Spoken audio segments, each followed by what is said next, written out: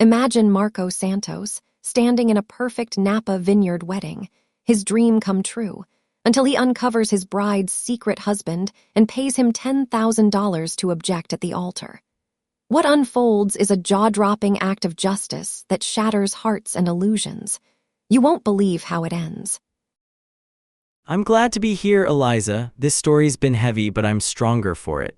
Sharing how I faced the truth head-on shows real change is possible. Let's walk through what happened. My name is Marco Santos, and at 36 I thought I had finally found my forever. Standing on the terrace of the Valerio estate that crisp October morning, watching the morning mist roll over the Napa Valley vineyards, I felt like the luckiest man alive. The wedding was in less than 24 hours and everything was perfect. Too perfect, as it turned out. I ran my fingers through my short, curly black hair, a nervous habit I'd inherited from my Portuguese father, and surveyed the scene before me. White roses, my grandmother's favorite, adorned every table. She'd always told me they represented pure love and new beginnings, and I'd specifically chosen them to honor her memory. The arbor where Amelia and I would exchange vows was draped in ivory silk and eucalyptus garlands. As a landscape architect, I designed every detail myself, pouring not just my professional expertise but my heart into creating something magical. "Marco, you've outdone yourself," said my best man, Carlos, clapping me on the shoulder. "This place looks like something out of a fairy tale." I smiled, my green eyes taking in the rolling hills dotted with golden autumn vines. Amelia deserves nothing less. When I saw this place 6 months ago, I knew it was where we belonged. The Valerio estate wasn't cheap. Between the venue rental at $35,000, the catering at $15,000 for our 150 guests, the custom arbor I designed for $5,000, the flowers at $8,000, and all the other extras, I'd spent close to $80,000. It represented nearly every penny of my savings, plus a loan against my business. But Amelia was worth it. At least I thought she was. She appeared at the edge of the terrace, radiant in a flowing sundress, her blonde hair catching the morning light. Even in casual clothes, she had this effortless elegance that had first caught my attention at a gallery opening 2 years ago. She was a freelance marketing consultant, smart and ambitious, with a laugh that could light up any room. "Baby, it's gorgeous," she said, wrapping her arms around my waist. "I can't believe this is really happening." Neither could I, but for reasons I wouldn't understand until much later. We'd met at a mutual friend's art exhibit. I was there because I designed the gallery's rooftop garden. She was there representing one of her corporate clients. When she complimented my work and asked intelligent questions about sustainable landscaping, I was smitten. Our first date lasted 8 hours. Dinner turned into drinks. Drinks turned into a late-night walk through Golden Gate Park, where we talked about everything from our dreams to our fears. Amelia had this way of making me feel like I was the most interesting person in the world. She'd listen intently when I talked about my Portuguese heritage, about my grandmother who taught me that green eyes like mine could see the truth in people's hearts. She'd laugh at my stories about growing up in a loud, loving family where everyone talked with their hands and Sunday dinners lasted until midnight. "I love how passionate you are about everything," she'd told me on our third date. "Your work, your family, your dreams, it's infectious." I'd fallen hard and fast. By our 6-month anniversary, I knew she was the one. By our first year together, we were talking about marriage. By 18 months, I'd proposed on the same rooftop where we'd met, surrounded by the garden I'd created. The warning signs started about 6 weeks before the wedding, but I was too blinded by love and wedding planning stress to see them clearly. Amelia began taking calls at odd hours, always stepping out of the room with an apologetic smile. "Sorry, babe, it's the Morrison account," she'd say, or just the Henderson project being dramatic again. Her consulting business had always been demanding, with clients scattered across different time zones, so I didn't think much of it at first. But then the overnight trips started. "I have to fly to Portland for a client emergency," she announced one Friday evening, already packing her bag. "The CEO is having a complete meltdown about their product launch. I'll be back Sunday night." "Portland? I thought all your current clients were local."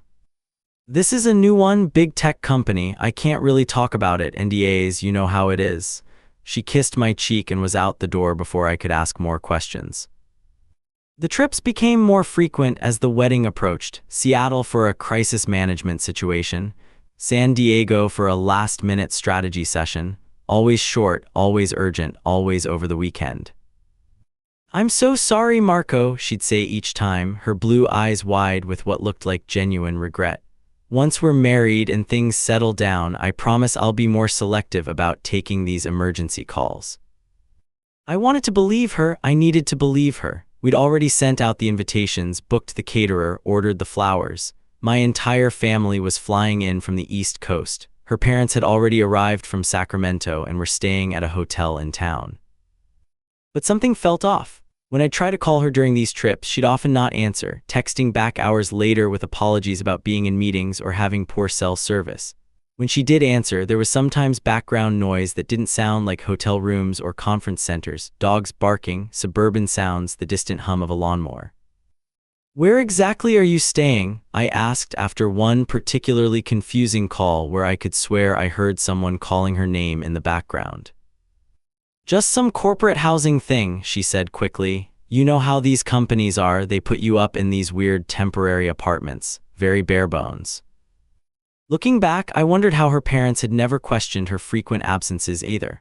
Margaret and Robert seemed like caring people, but perhaps they were the type to trust their daughter completely, never prying into her adult life. Or maybe they were just as skilled at compartmentalizing as Amelia was, accepting her explanations without digging deeper. The night before our rehearsal dinner, she came home from another emergency trip to San Francisco. She seemed different, distracted, jumpy. When I tried to cuddle with her on the couch while we went over the final wedding timeline, she kept checking her phone. "Everything okay?" I asked, noticing how she angled the screen away from me.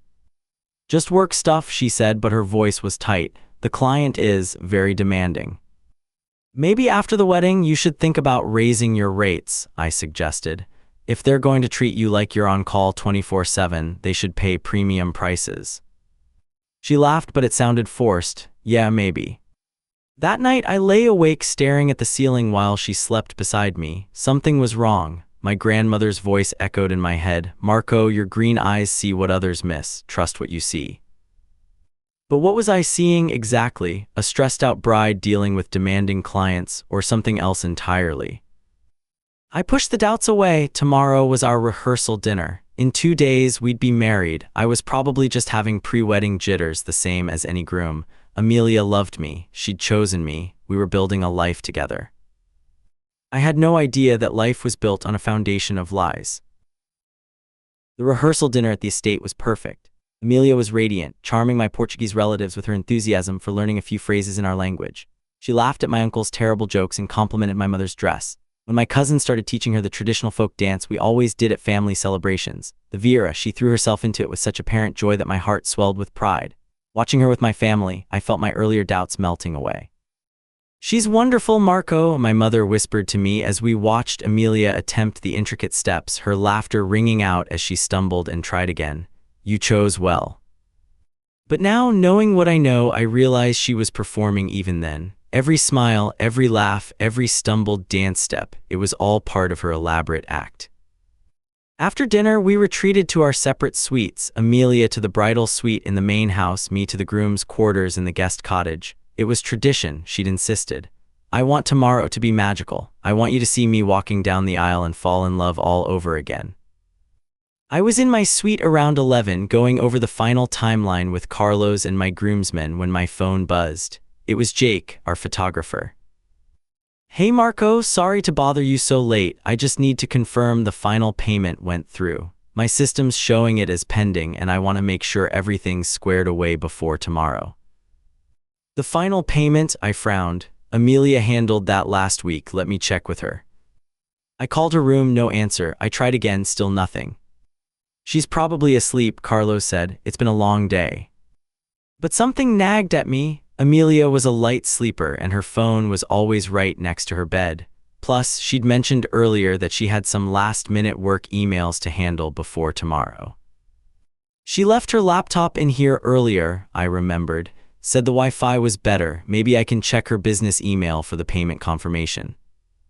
I felt guilty even suggesting it, but Jake needed the confirmation and I didn't want any last-minute complications. Carlos shrugged. "Just a quick check for the payment info, right? Nothing wrong with that."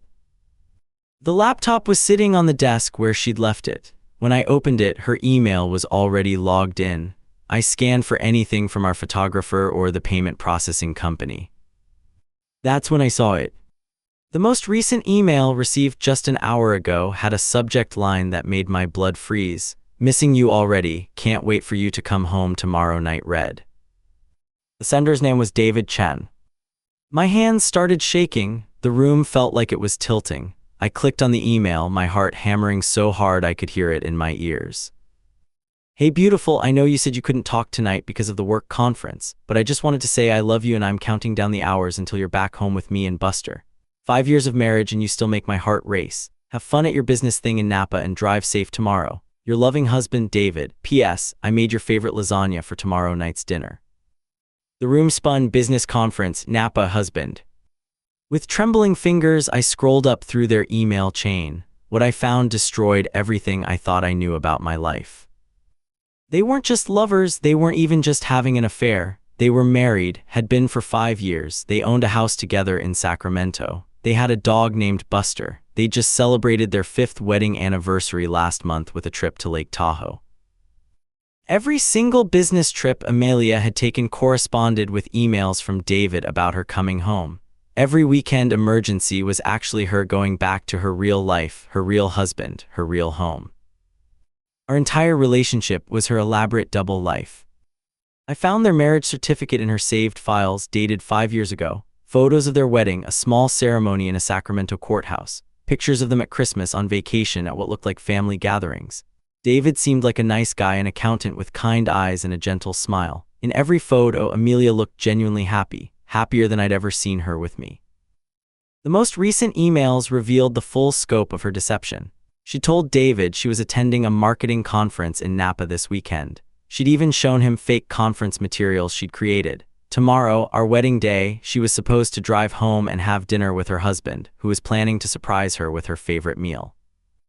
I sat there in stunned silence, the laptop screen blurring through my tears. Everything was a lie. Every "I love you," every plan for our future, every moment of intimacy, all of it was just her playing a role in some sick game. Carlos noticed something was wrong. "Marco, what is it? You look like you've seen a ghost." I couldn't speak. I just turned the laptop around and showed him the emails. "Holy shit," he whispered. "Marco, I'm so sorry. This is insane." My other groomsmen gathered around, reading over our shoulders. The room filled with a mixture of shock, anger, and sympathy. "We have to call off the wedding," my cousin Miguel said. "Get everyone out of here before tomorrow." But as the initial shock wore off, something else took its place. A cold, calculating anger that surprised me with its intensity. "No," I said quietly, "we're not calling anything off. Marco, you can't seriously be thinking of going through with this." I looked at my friends, my family members, all staring at me with concern. She wants a wedding, she'll get a wedding, but not the one she's expecting. I picked up my phone and scrolled through the emails until I found David's contact information. My finger hovered over his number. "What are you doing?" Carlos asked. "I'm calling your husband." David answered on the second ring, his voice groggy with sleep. "Hello. Is this David Chen?" "Yes, who is this? Do you know what time it is?" I took a deep breath. "My name is Marco Santos. I know this is going to sound completely insane, but I am scheduled to marry your wife tomorrow afternoon." Silence, then a sharp intake of breath. "What did you just say?" "Your wife, Amelia, she's been living a double life for the past 2 years. She told you she was at a business conference this weekend, right? In Napa." Who are you? What kind of sick joke is this?" "It's not a joke, David. I wish it were. She's here with me at the Valerio estate. We're supposed to get married tomorrow at 4 o'clock in front of 150 people. I just found your emails on her laptop." I could hear him breathing heavily on the other end of the line. "This is impossible. Amelia would never. We're married. We've been married for 5 years. We just celebrated our anniversary last month." "I know, I saw the photos. Look, I know how crazy this sounds, but I can prove it. What's your email address? I'll forward you some of the wedding planning emails, the venue contract, everything." He gave me his email with a shaking voice. I forwarded him a few key documents, our engagement photos, the wedding timeline, the vendor contracts. Then I waited. 5 minutes later, he called back. "Jesus Christ," he whispered, "this is real. She's really. How long has this been going on?" 2 years, we met at a gallery opening. She told me she was a freelance consultant, single, looking for something serious. Every time she told you she was going on business trips. She was with you, his voice was hollow. All those weekends, all those times she said she had client emergencies, she was building a whole other life. We talked for over an hour. David was a good man, an accountant who worked for a small firm, coached Little League on weekends, and had been completely devoted to the woman he thought was his wife. He'd never suspected anything because Amelia had been so careful, so methodical in her deception. She always kept her work life separate, he said it was because of client confidentiality. I never questioned it because I trusted her completely. What kind of person does this? I asked, though I wasn't really expecting an answer. A sociopath, David said bitterly. Someone who can compartmentalize their life so completely that they can look both of us in the eye and say, I love you, without flinching. As we talked, my anger crystallized into something focused and purposeful. Amelia had chosen to make our relationship public. She'd insisted on a big wedding, on inviting everyone we knew, on making it a grand celebration. She wanted the attention, the admiration, the fairy tale moment. Fine, she'd get her public moment, just not the one she was expecting. David, I said, I have an idea, but it's going to require some guts on your part, and I'm going to make it worth your while. What do you mean? I've already spent $80,000 on this wedding. The venue is paid for, the food is ordered, the guests are here. Canceling now would just let her slink away and probably spin some story about me being unstable or abusive. But what if we used the wedding itself to expose her? I outlined my plan. It was risky, dramatic, and would require perfect timing. But it would give both of us the closure we deserved, and it would ensure that Amelia faced the consequences of her actions in the most public way possible. You want me to object during the ceremony? David asked. Right at the moment when the pastor asks if anyone has objections, you stand up, identify yourself as her husband, and we let the truth speak for itself. But what if she denies it? What if she claims I'm lying or crazy? That's where the second part comes in. I'll have our AV system ready to mirror whatever you show on your phone to the main screens. When you object and hold up your phone with your marriage certificate, everyone will see it displayed large enough for the whole crowd. David was quiet for a long moment. This could backfire spectacularly. What if people think we're both crazy? What if her family calls the police? Then at least the truth will be out there. Look, David, I understand if you don't want to do this. It's a lot to ask, but I'll make it worth your while. I'll pay you $10,000 in cash for your trouble. Consider it compensation for the years of lies you've had to endure. You'd pay me $10,000. I'd pay twice that to see justice done. She's stolen 2 years of my life and 5 years of yours. She's made fools of both of us, and tomorrow she was planning to make an even bigger fool of me in front of everyone I care about. She deserves to face the consequences. I'll hit the ATM first thing in the morning to get the cash. Another long pause, then David's voice, stronger now, filled with his own anger. What time should I be there? The ceremony starts at 4. Be there by 3:30 and sit in the back. When Pastor Williams asks for objections, that's your moment. Make sure your phone is ready to display the marriage certificate. Okay, David said, okay, let's do this, but Marco. Yeah. After tomorrow, I never want to see or hear from that woman again. Trust me, I said, after tomorrow, neither of us will have to. I barely slept that night. Every time I closed my eyes, I saw Amelia's face, heard her voice saying, I love you, felt the weight of the engagement ring I'd spent 3 months' salary on. How had I been so blind? How had I missed the signs that now seemed so obvious? My green eyes, which my grandmother always said could see the truth in people, where had that gift been when I needed it most? Carlos found me at dawn, sitting on the terrace with a cup of coffee, staring out at the vineyards. How you holding up, man? I keep thinking about all the times she said she loved me, I said. Was any of it real, or was I just some kind of elaborate hobby for her? Don't do that to yourself. You couldn't have known. No one could have known. But I kept replaying moments, looking for clues I'd missed. The way she sometimes seemed surprised when I mentioned future plans, like she'd forgotten we had a future together. How she never wanted to talk about moving in together permanently, always saying we should wait until after the wedding. The fact that in 2 years, I'd never met a single one of her family members until this week, and even then, only her parents. Her parents, I said suddenly. Carlos, do you think her parents know?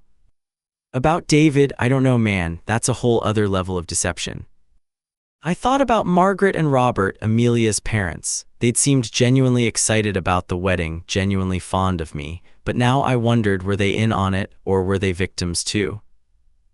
The morning dragged by in a surreal haze. I went through all the motions of a groom on his wedding day. First, I drove to the nearest bank and withdrew $10,000 in cash, the largest withdrawal I'd ever made, requiring a call to the bank manager to authorize it.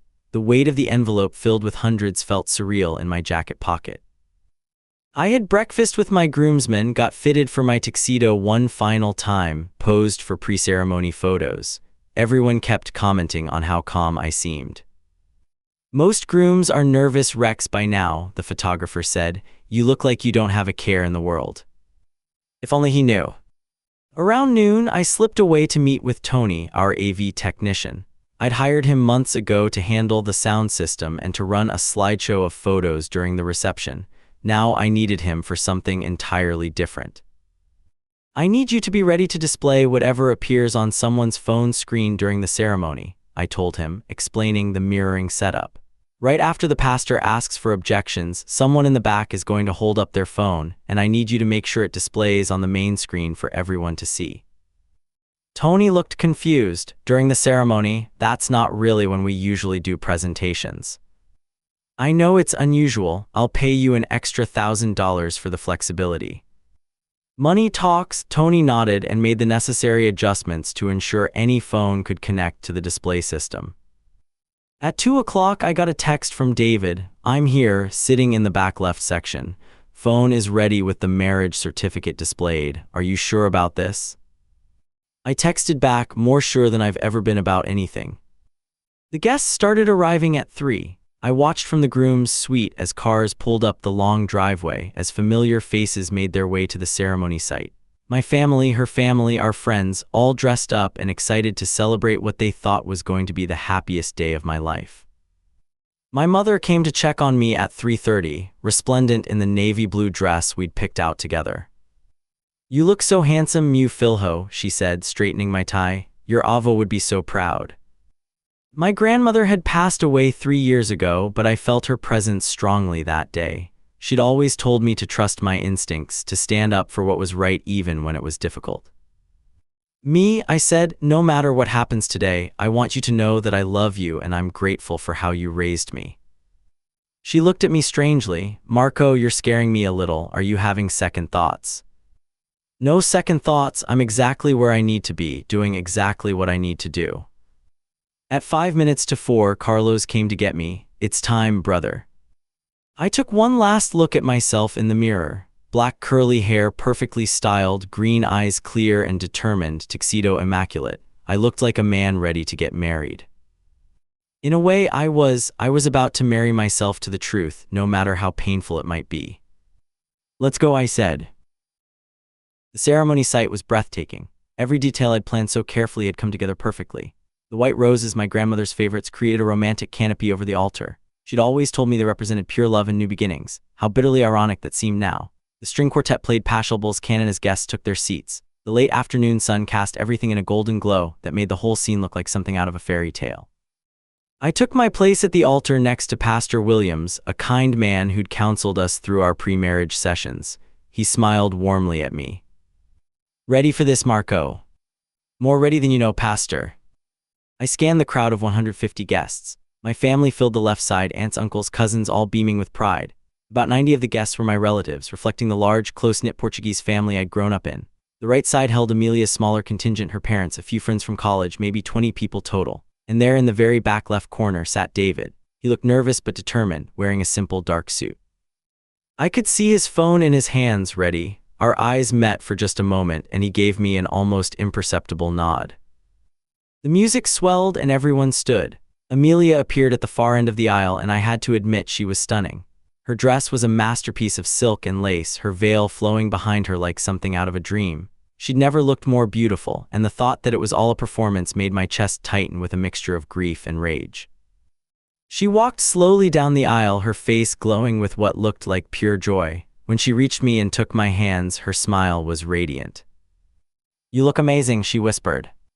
So do you, I replied and meant it. She did look amazing. She also looked like a stranger. Pastor Williams began the ceremony with a warm welcome to our guests and a brief meditation on the meaning of marriage. I heard the words as if from a great distance, my mind focused entirely on what was coming. Marriage is built on a foundation of trust, honesty, and mutual respect, Pastor Williams said. It requires two people to come together in complete openness, holding nothing back from each other. Amelia squeezed my hands, her eyes shining with unshed tears. I wondered if she felt even a flicker of guilt listening to those words, or if she was so deep in her deception that she'd convinced herself it was all somehow justified. We exchanged vows. Hers were beautiful, eloquent, full of promises about our future together. When it was my turn, I looked directly into her eyes. Amelia, I promise to love you with complete honesty. I promise to give you exactly what you deserve. I promise that after today, you'll know exactly where you stand with me, and I'll know exactly where I stand with you. I promise that the truth will always come first in our relationship, no matter how difficult it might be. She beamed at me, completely missing the double meaning in every word. Pastor Williams smiled and continued with the traditional ceremony. We exchanged rings, the wedding bands that had cost me 2 months' salary, symbols of eternal commitment that felt like shackles around my finger. Then came the moment I'd been waiting for.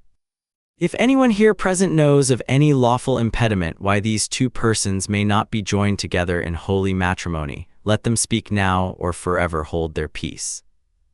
The traditional silence fell over the crowd. I could hear my heart beating in my ears. 1 second, 2 seconds, 3. Then from the back of the gathering, the sound of a chair scraping against stone. David stood up, his phone held high in his hands. Every head in the audience turned toward him. Amelia's face went from radiant joy to confusion to something approaching panic in the span of seconds. I do, David said, his voice carrying clearly across the silent vineyard. I object to this marriage. The crowd erupted in whispers and gasps. Amelia's mother stood up, her face flushed with indignation. Who are you? Amelia demanded, her voice shaking. I don't know you, security. David walked forward, his steps measured and deliberate, his phone still held high. You don't know me? He asked, his voice growing stronger with each word. That's interesting because I'm your husband. The gasps turned into full-blown exclamations of shock. Amelia's father was on his feet now, shouting something about calling the police. My own family looked stunned, turning between David and me with confused expressions. Liar, Amelia screamed, her composure completely shattered. You're insane. I've never seen you before in my life. Prove it. David held up his phone higher, and the large white screen behind the altar, connected to mirror any phone display, flickered to life. Instead of romantic photos of Amelia and me, it showed a high-resolution image of a California marriage certificate. David Chen and Amelia Rose Patterson, married 5 years ago in Sacramento County. The silence that followed was deafening. She told me she was on a business trip this weekend, David continued, his voice breaking slightly. Said she had to attend a marketing conference in Napa. I made her favorite lasagna for when she comes home tonight. I guess this was her conference. I took the microphone from Pastor Williams' stunned hands and faced the crowd. Ladies and gentlemen, I said, my voice steady despite the chaos erupting around me. I apologize for the deception, but it seems we've all been deceived. The woman I thought I was marrying today has been living a double life for the past 2 years. Every business trip, every client emergency, every weekend she spent away from me, she was actually going home to her real husband. David swiped on his phone and the screen changed to show photos from their real wedding, then pictures of them at Christmas, on vacation, celebrating anniversaries. In every image, Amelia looked genuinely happy, happier than I'd ever seen her with me. Amelia was sobbing now, mascara streaming down her face. Marco, please, I can explain. This isn't what it looks like. Really? I said, then explain this. David showed another screen of emails between them, including the one from the night before where he talked about missing her and making her favorite dinner for her return home. Her parents looked devastated. Her mother had sunk back into her chair, her face pale with shock. Her father was staring at the screen in disbelief. Amelia, her mother whispered, tell me this isn't true.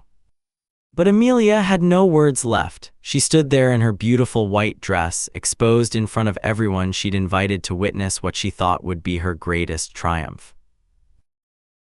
The aftermath was swift and decisive. Amelia's family left immediately, her mother crying, her father grim-faced and silent. A few of her friends tried to approach her, but she was beyond consolation, alternating between sobbing and screaming denials that no one believed. I handed David an envelope containing the $10,000 in cash I'd promised him. He looked at it for a moment, then tried to hand it back. "I don't want your money, Marco. This was something I needed to do for myself." "Keep it," I insisted. "Consider it compensation for 5 years of lies. Use it to start over." He nodded and shook my hand. "I'm sorry we had to meet under these circumstances. You seem like a good man." "So do you. That's what makes this so senseless." She had 2 good men who loved her, and she threw it all away for what? The thrill of deception? David looked over at Amelia, who was being escorted away by what remained of her family. "I'll never understand it, but at least now we both know the truth."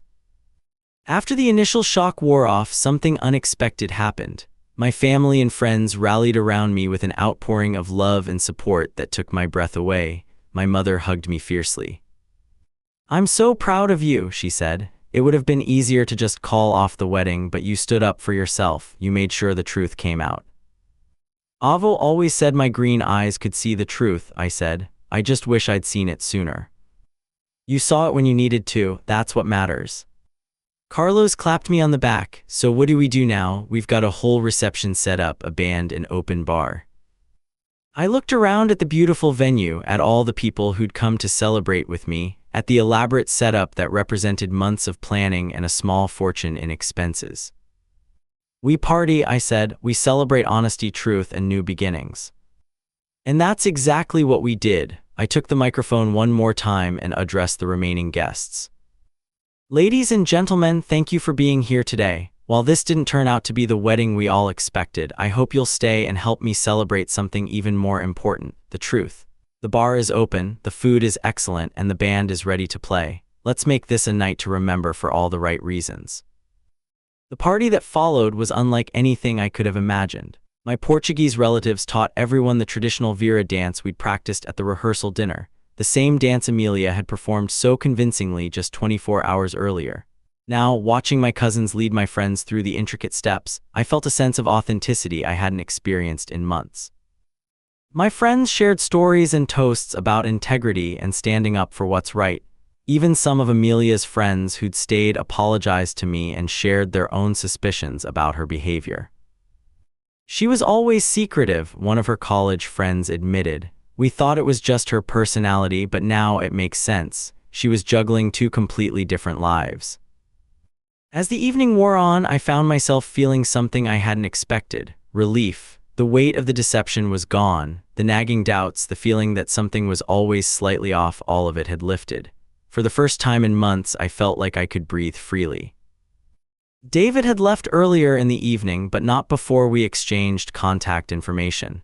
"If you ever need someone to talk to who understands what you went through," he'd said, "don't hesitate to call."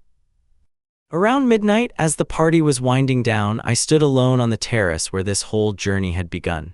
The vineyard was quiet now, bathed in moonlight, peaceful and beautiful. I thought about my grandmother, about her belief that my green eyes could see the truth in people's hearts. Maybe she was right. Maybe I had seen the truth about Amelia. I'd just been too afraid to acknowledge it. The late-night phone calls, the mysterious trips, the way she sometimes looked at me like she was calculating something. Deep down, I'd known something was wrong. I'd just chosen to ignore it because the alternative was too painful to consider. But pain, I realized, was temporary. Living a lie would have been permanent. My phone buzzed with a text message. For a moment, my heart stopped, thinking it might be Amelia trying to reach out with explanations or apologies. Instead, it was from my cousin Sophia, who'd flown in from Boston for the wedding. "Primo, you did the right thing today. Avo would be so proud. You turned what could have been the worst day of your life into a celebration of truth and family. That takes real strength." I smiled and looked up at the stars. Tomorrow I'd have to deal with the practical aftermath, canceling the honeymoon, returning wedding gifts, probably dealing with some legal complications. But tonight, I was exactly where I needed to be, surrounded by people who truly loved me, free from the elaborate web of lies that had nearly trapped me in a marriage built on deception. I'd found my bride's secret husband the night before our wedding. I'd paid him $10,000 to object during our vows, and in doing so, I'd bought myself something far more valuable than revenge. I'd bought myself the truth, and with it, my freedom. As I walked back toward the cottage where I'd spend my first night as a single man again, I felt something I hadn't felt in months: excitement for the future. A real future built on honesty and truth, with someone who would love me for who I really was, not as a character in some elaborate double life. My green eyes had finally seen clearly, and what they saw was a man who dodged the biggest bullet of his life. Tomorrow would be the first day of the rest of my real life, and I couldn't wait to see what it would bring. The vineyard wedding that was supposed to be my fairy tale ending had instead become my new beginning. And as I drifted off to sleep in the early hours of the morning, I realized that sometimes the best thing that can happen to you is having your worst fears confirmed, because only then can you stop living in fear and start living in truth. Marco, thank you for bravely sharing your story. It highlights how trusting our instincts can expose hidden betrayals and lead to unexpected freedom and support. In a world full of facades, your bold confrontation reminds us that truth, though painful, paves the way for authentic new beginnings. I'm Eliza Quinn, and remember, here on Wedding Day Justice, veils off, justice on.